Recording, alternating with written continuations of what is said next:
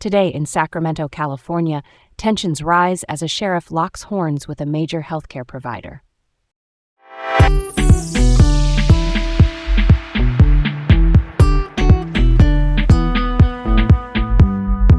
I'm Garrett. Welcome to Laid Back Local, the news of the day with Leah and Garrett, reporting from Sacramento. I'm Leah. All right, here's where we begin. In Elk Grove, a high school student is diagnosed with active tuberculosis, raising health concerns at the start of the school year. So, tuberculosis, or TB, is an infectious disease that mainly affects the lungs. It spreads through the air when someone with the active disease coughs or sneezes. Symptoms can include a persistent cough, fever, night sweats, and weight loss. The student at Monterey Trail High School was diagnosed on the first day of the academic year, but exposure potentially occurred between April 11th and July 17th. That's quite a long time for something like this to go unnoticed. Right now, the student is isolated at home and is expected to recover. Meanwhile, health officials are working with the district to contact anyone who might have been exposed. Testing is available on-site at the school. This situation really highlights the importance of health monitoring in schools, don't you think? Absolutely, Leah. The fact that the exposure lasted several months before being detected is pretty concerning. We definitely need better health surveillance in schools to prevent stuff like this. All right, let's roll on. A shooting investigation in Sacramento pits the county sheriff against Kaiser Permanente over healthcare privacy. So, here's the deal. A 14-year-old boy was shot in the face in the Lemon Hill area on August 13th. Thankfully, his injuries weren't life-threatening. But now, there's quite a bit of drama between Sheriff Jim Cooper and Kaiser Permanente. The sheriff is accusing Kaiser of obstructing the investigation by making law enforcement follow HIPAA protocols. Just a quick note, HIPAA is a law that protects patient privacy. Kaiser, on the other hand, claims they've been cooperating fully. This whole situation highlights the tension between law enforcement's need for information and the healthcare system's duty to protect patient privacy. It's a tricky balance to maintain. Totally, Garrett. Balancing privacy with justice is super important, but honestly, the sheriff's decision to criticize Kaiser on social media just seems like a bit too public for my taste. Okay, what's next on our list?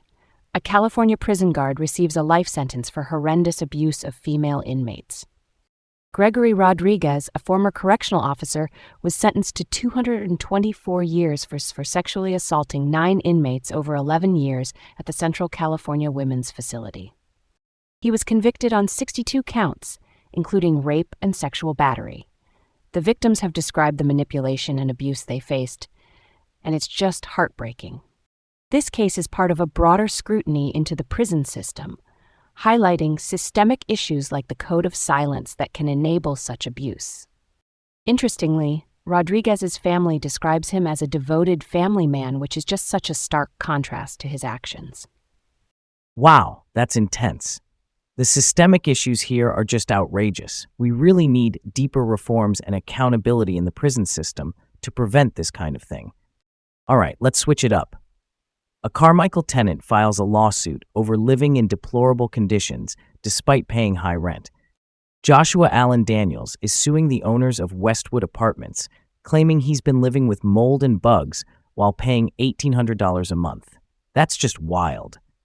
Daniels noted issues since February 2024, including problems with his heater, windows, and not having hot water for 5 days in March this year. What's more, this isn't the first time Greystar California Inc., the management company, has faced lawsuits for similar issues. It really makes you think about tenant rights and landlord responsibilities. For sure, charging high rent for substandard living conditions is totally unjust. We definitely need stronger tenant protection laws to prevent this kind of thing. Here's where we go next. Historic bar The Trap embroiled in a legal dispute with Sacramento officials over building codes. So The Trap is a historic bar dating back to the mid-1800s, and it's on the local historic register. Greg Lukenbill, a former Sacramento Kings owner, bought it in 2022. The city has confirmed fees against Lukenbill's company for unpermitted work on the property, but he claims the city approved the work a decade ago. This highlights the challenges of preserving historical properties while adhering to modern building codes.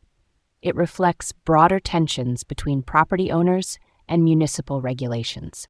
Yeah, balancing historical preservation with regulatory compliance is complex. Maybe there's a way to preserve Sacramento's history while moving forward, you know? Thanks for tuning in to Laid Back Local, the news of the day with Leah and Garrett from Sacramento. Have a great day and join us tomorrow for more news.